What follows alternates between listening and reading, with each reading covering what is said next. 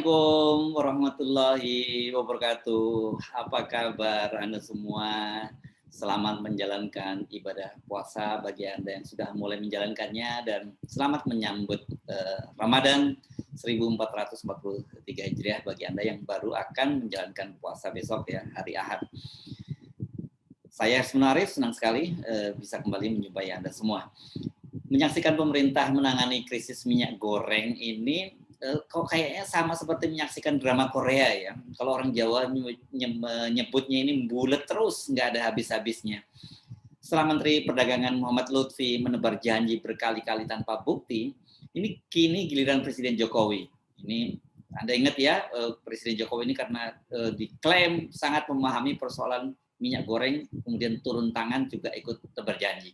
Ujung-ujungnya setelah janji Jokowi akan membereskan minyak goreng juga tidak terbukti, kini dia coba menenangkan rakyat dengan cara menyogok memberikan BLT sebesar 100.000 per bulan selama 3 bulan. Tadinya saya berpikir positif ketika Sekretaris Kabinet Pramono Anung mengatakan Presiden akan memberi solusi kelangkaan minyak goreng itu pasca camping di ibu kota baru Nusantara. Kita tahu ya, krisis minyak goreng itu telah berlangsung pada waktu itu selama hampir setengah tahun. Jadi memang harus kalau ada kemudian Presiden berjanji akan memberikan solusi, itu tentu saja sangat kita tunggu-tunggu. Apalagi tadi saya sebut Pramono Anung ini kan mengklaim Presiden Jokowi sangat memahami persoalan minyak goreng. Ternyata solusi yang diberikan oleh Presiden itu sangat mengejutkan. Pemerintah menetapkan harga eceran tertinggi minyak goreng curah 14.000, tetapi bersamaan dengan itu melepas harga minyak goreng kemasan sesuai dengan harga pasar. Realitasnya gimana? Dampaknya memang langsung terasa. Pada hari yang sama dengan keputusan pemerintah itu, emak-emak itu langsung kesulitan mencari minyak curah. Kalau toh mereka mendapatkan minyak curah, itu harganya pun tidak sesuai dengan harga eceran tertinggi. Bisa sampai 20.000 dan beberapa daerah di luar Jawa itu angkanya bisa lebih tinggi. Nah, sebaliknya itu minyak goreng kemasan melimpah. Tentu saja harganya sesuai dengan harga pasar dong ya, melambung tinggi. Jadi banyak yang bertanya-tanya ini, entah pada ngumpet kemana ya para minyak goreng kemasan itu selama krisis ini. Nah, yang bikin kaget begitu ditentukan harga mereka mengikuti pasaran itu, minyak kemasan langsung membanjiri pasar nih. Pada hari yang sama ketika pemerintah menetapkan itu. Jadi artinya nggak mungkin kalau mereka diproduksi pada sehari sebelumnya dan besoknya kemudian muncul. Nggak pasti ini mereka ngumpet atau yang seperti kita sebut selama ini ditimbun oleh para spekulan. Yayasan Lembaga Konsumen Indonesia YLKI menduga langkanya minyak goreng curah itu karena ada pihak yang menyelewengkan dengan mengubahnya menjadi minyak kemasan yang harganya lebih mahal. Dugaan ini memang kemudian terbukti di lapangan. Polisi menemukan praktik mengubah minyak goreng curah menjadi kemasan itu terjadi di berbagai daerah. Anda tentu masih ingat ya, apalagi yang emak-emak nih, pasti akan diingat-ingat terus ini ketika Menteri Lutfi itu sidak ke pasar dan berdialog dengan emak-emak. Waktu itu dia bilang begini, pilih mana minyak goreng yang ada tapi harganya mahal atau murah tapi langka. Kontan saja pernyataan Lutfi ini langsung mengundang kemarahan netizen, khususnya emak-emak.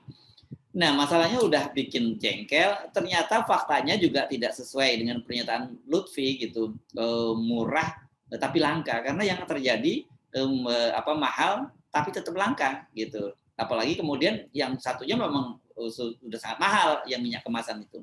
Minyak curah pun itu mulai sulit dicari di pasaran.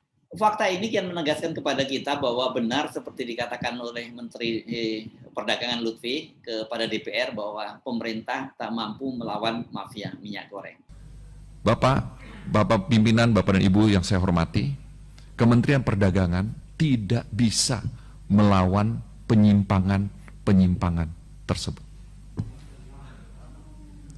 Jadi Bapak dan Ibu, ini saya ambil, begitu kita bicara dengan Satgas Pangan pertama kali, yang dipunyai oleh Kementerian Perdagangan pasalnya ada 2, yaitu Undang-Undang pasal, kalau tidak salah saya, Undang-Undang nomor 7 dan Undang-Undang nomor 8, tetapi cangkokannya itu kurang untuk bisa mendapatkan daripada mafia dan spekulan ini. Jadi Bapak dan Ibu, yang terjadi adalah ketika kebanyakan daripada minyak ini tidak bisa dipertanggungjawabkan, makanya terjadilah kemiringan-kemiringan tersebut. Jadi pelajaran yang kami dapat dari sini adalah ketika harga berbeda melawan pasar segitu tinggi, dengan permohonan maaf, Kementerian Perdagangan tidak dapat mengontrol. Karena ini sifat manusia yang rakus dan jahat. Oleh sebab itu Bapak dan Ibu, sementara ini Bapak dan Ibu, kita mempunyai datanya. Tetapi sekarang lagi diperiksa oleh polisi, oleh kepolisian, oleh Satgas Pangan. Tetapi keadaannya sudah menjadi sangat kritis dan ketegangan yang mendesak. Oleh sebab itu beberapa measure mesti kita kerjakan. Tetapi ketika perbedaannya, waktu kita desain perbedaannya 2.300 loncat menjadi 9.000, ini memang tidak bisa dikesampingkan sifat dari manusia yang rakus dan jahat. Oleh sebab itu Bapak dan Ibu, di kemudian hari saya mintakan kepada Satgas Pangan untuk melawan orang-orang mafia-mafia ini yang rakus dan jahat ini, kita mesti bersama-sama untuk kita bisa kerjakan. Bayangkan ya, kalau seorang menteri yang diamanai untuk menjalankan tugas mengamankan pasokan minyak goreng mengaku secara terbuka tak mampu melawan mafia minyak goreng. Hal ini pula menjelaskan mengapa Lutfi tak pernah bisa mewujudkan janji-janjinya. Ini bolak-balik dia janji akan membereskan urusan minyak goreng, tapi nggak pernah terbukti. Termasuk ketika janjinya kepada para anggota DPR bahwa dia akan mengumumkan nama-nama mafia minyak goreng.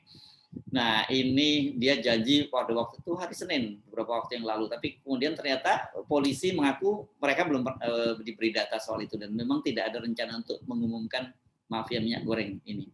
Nah, berkali-kali dia membuat janji, namun tak pernah terwujud. Tak salah bila anggota Komisi 6 Mufti Anam dalam rapat kerja dengan Menteri Perdagangan Muhammad Lutfi beberapa waktu lalu menyatakan sudah tidak lagi percaya dengan pernyataan Lutfi. Kan menyampaikan salam atas nama masyarakat kami khususnya di Dapil, Pak. Terima kasih banyak karena Pak Menteri sudah melengkapi penderitaan rakyat, Pak.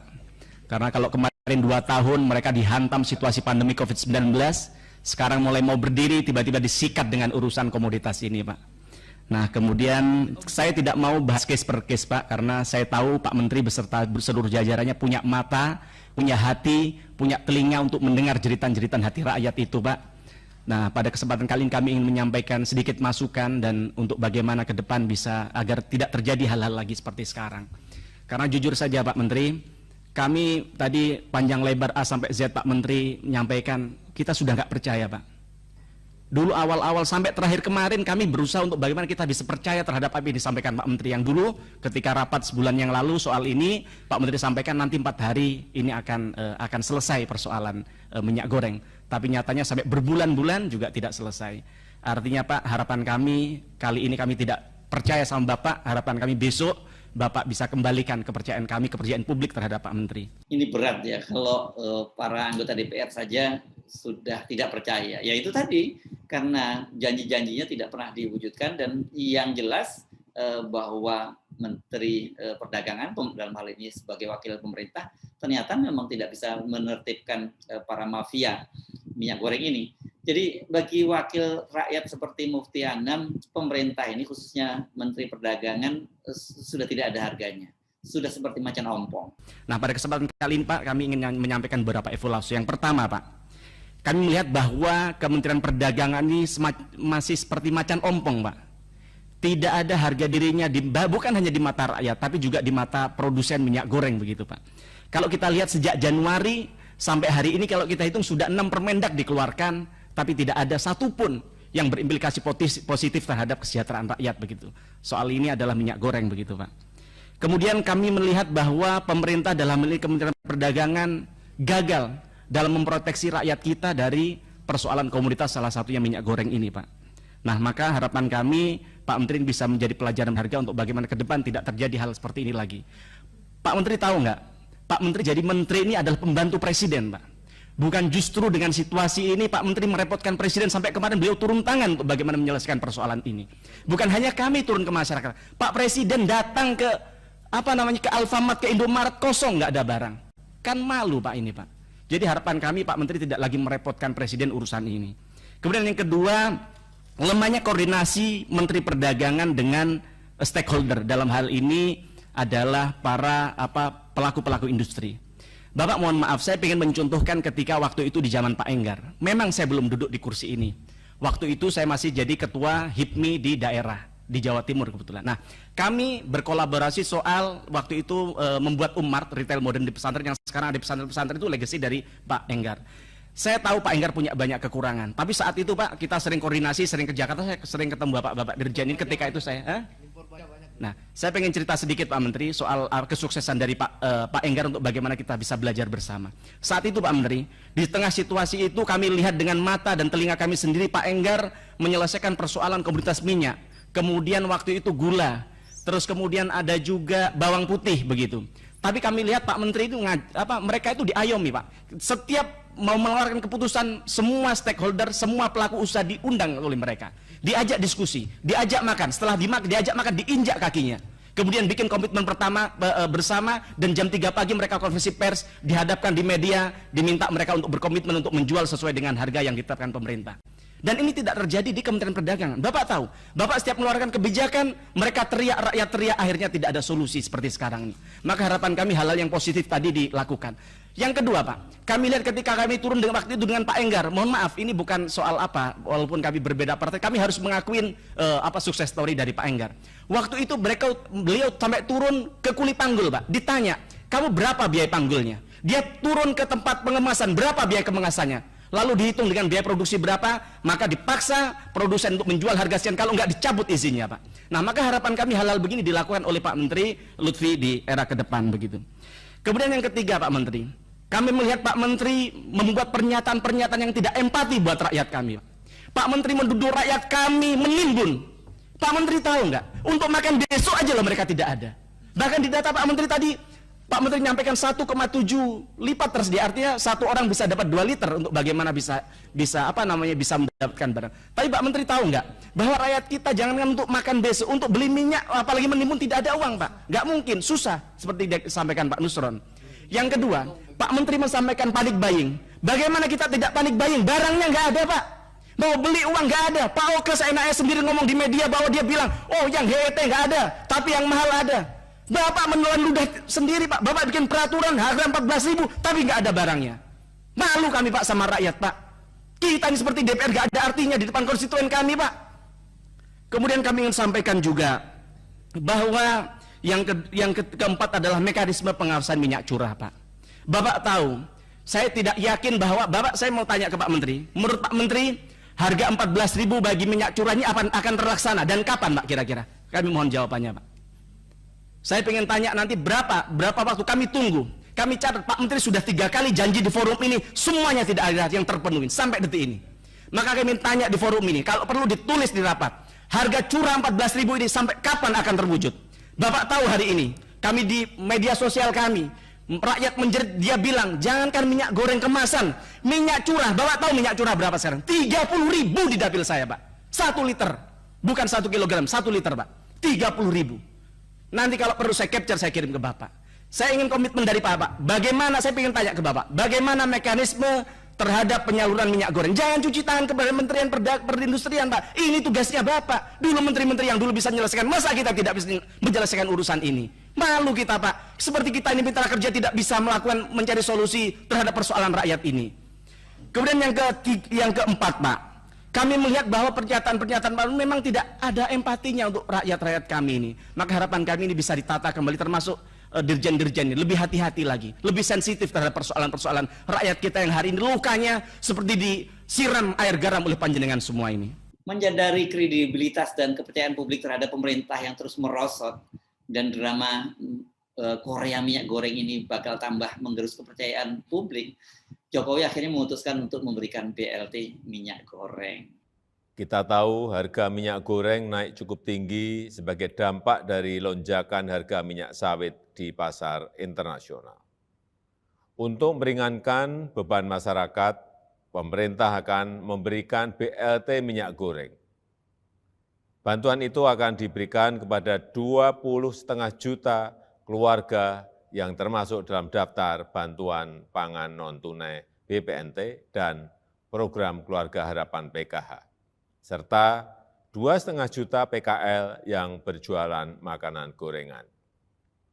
Adapun bantuan yang diberikan sebesar Rp100.000 setiap bulannya, pemerintah akan memberikan bantuan tersebut untuk 3 bulan sekaligus, yaitu April, Mei, dan Juni. Keputusan Presiden untuk memberikan bantuan langsung tunai minyak goreng ini bagus-bagus saja. Setidaknya akan membantu meringankan rakyat walaupun hanya 3 bulan. Setelah itu silakan mikir sendiri gitu ya. Keputusan Presiden Jokowi melepas minyak goreng kemasan ke harga pasar ini menunjukkan kepada kita betapa pemerintah ini ya nggak mampu berbuat apa-apa lagi. Pemerintah cuma tunduk saja kepada kepentingan dari korporasi besar. Sebelumnya kan pemerintah memutuskan agar ada semacam DMO ya. DMO itu Domestic Market Obligation sebesar 20%. Jadi kalau ada kuota katakanlah 1 juta gitu, maka yang harus dijual ke dalam negeri itu ya ada 200.000 kilogram gitu. Sisanya silakan dijual ke pasar internasional yang harganya lebih tinggi. Ada juga kemudian ada yang disebut dengan DPO. Ini bukan daftar pencarian orang, tapi Domestic Price Obligation. Jadi harganya memang harga yang sesuai dengan kemampuan rakyat di Indonesia, tidak sesuai dengan harga pasaran. Tapi ternyata kemudian alih-alih kan faktanya mereka selama krisis itu, selama kelangkaan mereka lebih banyak menjual ke luar negeri dan tidak ada sanksi apapun, kecuali kemudian pemerintah memutuskan untuk harga kemasan itu dikembalikan ke harga pasar. Ini betapa lemahnya ya pemerintah kita. Nah, kemudian jalan keluarnya Jokowi coba menenangkan rakyat dengan sogokan tadi berupa bantuan langsung tunai selama 3 bulan. Apakah langkah Jokowi ini bisa menenangkan dan memulihkan kepercayaan masyarakat? Ini saya kira menjadi pertanyaan kita semua. Apalagi pertanyaannya gini deh, karena dipastikan kan krisis ini tidak akan berlangsung selama 3 bulan ke depan, tapi akan panjang ini ya. Jadi harga-harga yang naik ini dipastikan akan membuat krisis ekonomi di masyarakat semakin berat gitu. Jadi kalau cuma dibeli BLT selama 3 bulan ya kelihatannya sangat berat lah kalau ini berhasil akan memulihkan kembali kepercayaan masyarakat atau kepercayaan rakyat kepada Jokowi. Sebab beban berat hidup rakyat saat ini kan bukan hanya karena kelangkaan dan naiknya harga minyak goreng ini. Semua harga-harga dipastikan bakal naik. Menyusul keputusan pemerintah menaikkan harga Pertamax, menaikkan tarif PPN dari 10 menjadi 11%, dan kemudian juga Pertalite serta gas tabung 3 kg itu juga akan dinaikkan. Saya ingin meminjam sebuah kalimat yang sering sekali digaulkan oleh pendukung Presiden Jokowi. Hanya pada masa Presiden Jokowi hidup rakyat itu bisa menjadi begini. Presiden yang lain tuh ngapain aja ya? Saya Arif dari Forum News Network. Wassalamualaikum warahmatullahi wabarakatuh.